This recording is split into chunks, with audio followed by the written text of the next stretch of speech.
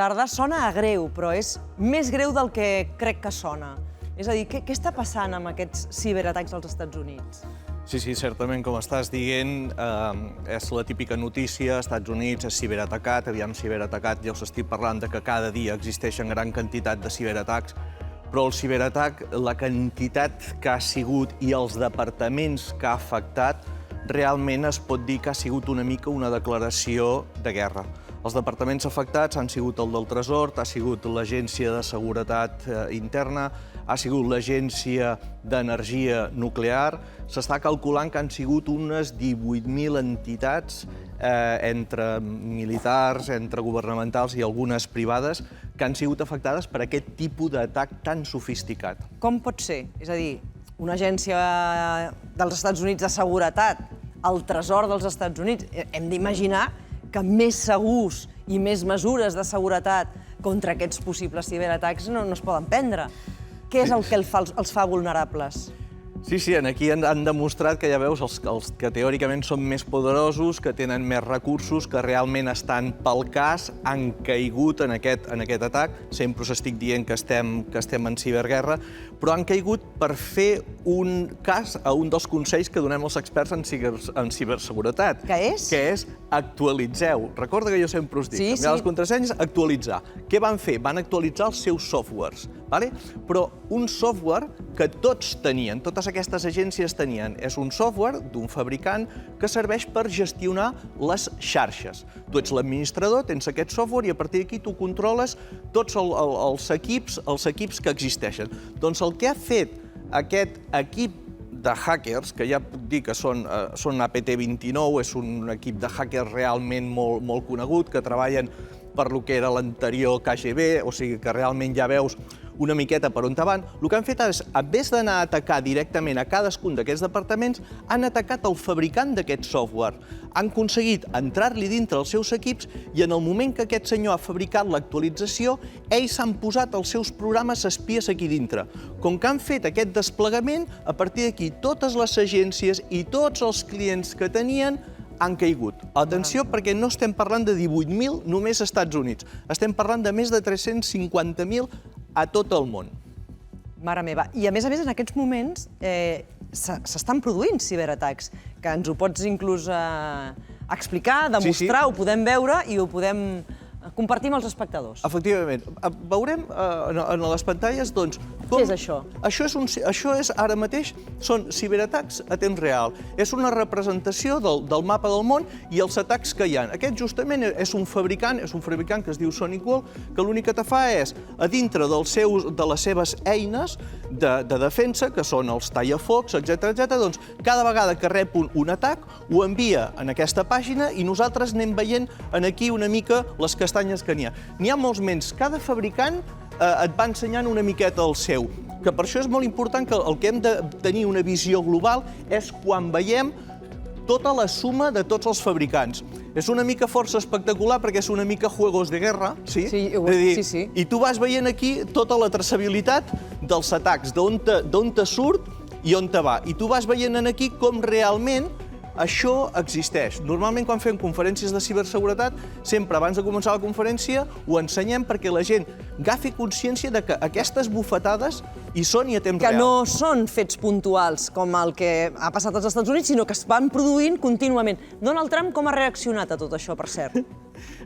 Donald Trump, doncs bé, Donald Trump, quan va saber aquest atac que està declarat com el més gros que ha patit als Estats Units, doncs no s'entén, però no va dir res, va quedar molt mut. Però ara aquest dissabte, si no recordo malament, va fer un tuit d'aquests seus que diu: home, apunteu a Rússia, els experts estan apuntant cap a Rússia, diu jo apunto més cap a Xina, i es queda així de tan ample. I aquí va acabar la seva valoració dels fets. Totalment. Les empreses, totes aquestes entitats atacades, s'han pogut recuperar?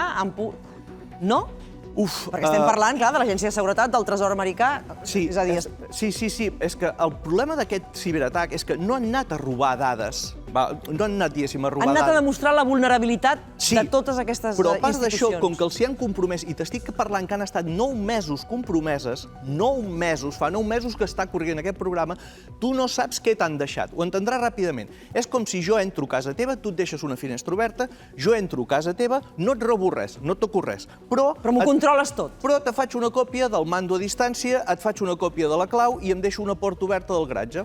Ja està. Ja m'has dit que sóc vulnerable i que qualsevol dia pots entrar a casa meva. I ara entraré quan jo vulgui. I ara què han de fer els Estats Units? Per exemple, què han de fer? Perquè, clar, aquí tenir la clau de tots aquests organismes... Aviam, la solució no és senzilla, trigarà molts de mesos, però molts de mesos, a estabilitzar una altra vegada la situació. Per això estem dient que el cas realment és molt greu. Quines conseqüències podria tenir mentre va passant el temps? Perquè, clar, d'entrada són vulnerables, però els dies van passant. I això, els mesos, aniran passant, però demà poden patir un altre atac.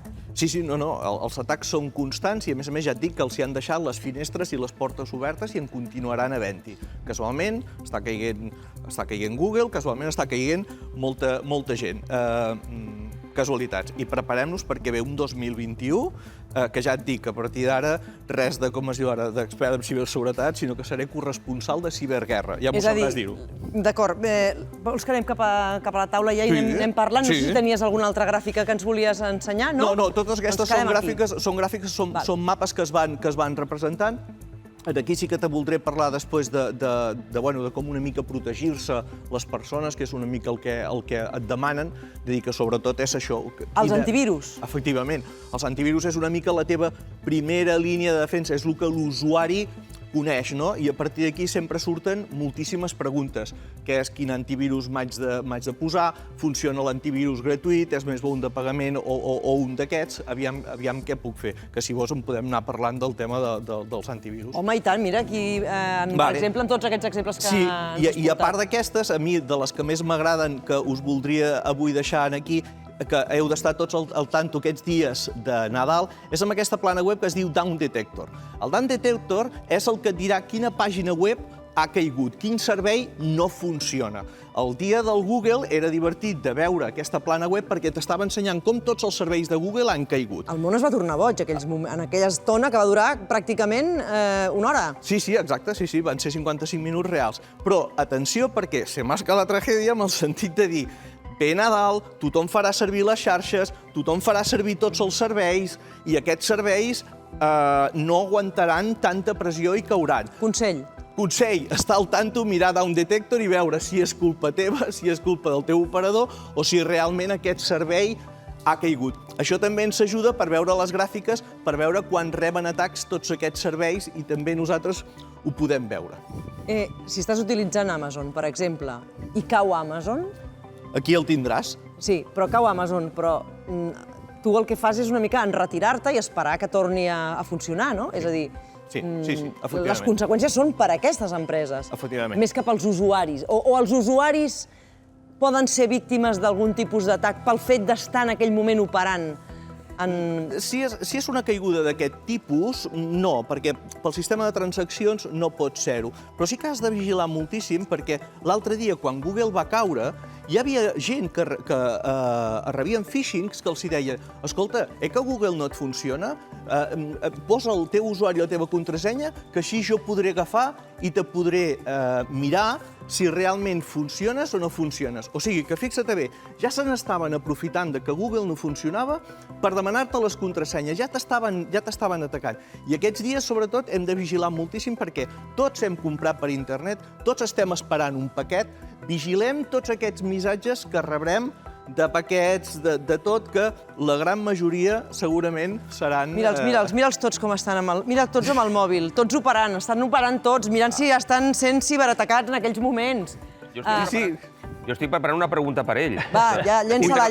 Estic fent els deures. Escolta, alguna cosa semblant al que està succeint als Estats Units està també succeint a Israel? Molt bona. Sí, efectivament, aviam. Aquesta setmana el focus d'atenció està als Estats Units, però realment estan havent-hi unes patacades molt grosses també països com Israel. Justament, tant Israel com els Estats Units són els que estan preparats més per la guerra cibernètica I casualment aquestes setmanes estan atacats. A Israel han anat directament per tot d'empreses d'assegurances, per infraestructures de logística, i l'atac que han tingut és realment sofisticat. Jo necessito, a veure, protecció global. O sigui, entre pandèmia, virus, noves cepes, ciberatacs... O sigui, jo no puc més. O sigui, és que tinc fatiga ja de tanta vulnerabilitat que sento. T'ho dic en sèrio. Doncs prepara't, perdona'm, prepara't. Clar, i diu, ara l'any que ve, encara més ciberatacs. Quin horror, per favor. Ajuda. Ja és el que estem intentant fer, de dir. Aquí et tenim, no? Aquí et tenim. Breument, Sergi. Sí, el Trump ho arregla tot dient que tot és culpa de la Xina. La pregunta és si la Xina també està patint aquests atacs, no? Perquè podria ser, en tot cas, recíproc. Per cert, les imatges que s'han ensenyat inicialment semblaven més aviat les del telescopi Hubble, quan van arribar les primeres imatges del telescopi Hubble, que van ser una revolució, semblava això. Un dia, si em deixes, Helena, explicarem això del telescopi Hubble. Més endavant, avui no hi haurà temps. Més endavant, fantàstic. Bruno, darrer comentari i un consell per als espectadors abans d'acabar l'any, perquè en relació del Sergi. Et vull contestar això de la Xina. Si tu mires aquests mapes, veurem com les bufetades surten moltes vegades del mateix puesto i van cap aquí, però també reben. El que passa que saps tu que és un estat que no diu gaire res. A mi em preocupa moltíssim, i us ho dic seriosament, això ha sigut una declaració de guerra amb tota regla. I per coses menys petites que aquestes s'ha liat molt parda. Doncs estem en un moment d'una gran vulnerabilitat, en un moment de vacunació global a nivell mundial, de moltes persones als hospitals, i tot està connectat, Bruno. Sí que sí. És per això que t'estic dient de dir la cosa està molt fràgil. Ja veiem que els que teòricament tenen que tenir les proteccions més altes estan caient i hi ha una manta de bufetades per aquí darrere molt fortes, ja veurem com acaba tot, però personalment ja et dic que ho veig molt malament. Bruno, moltes gràcies. Ens quedem tots molt preocupats. Malgrat tot, molt bones festes i que vagi molt bé, molt bon any, i ens retrobem ja a partir del mes de gener.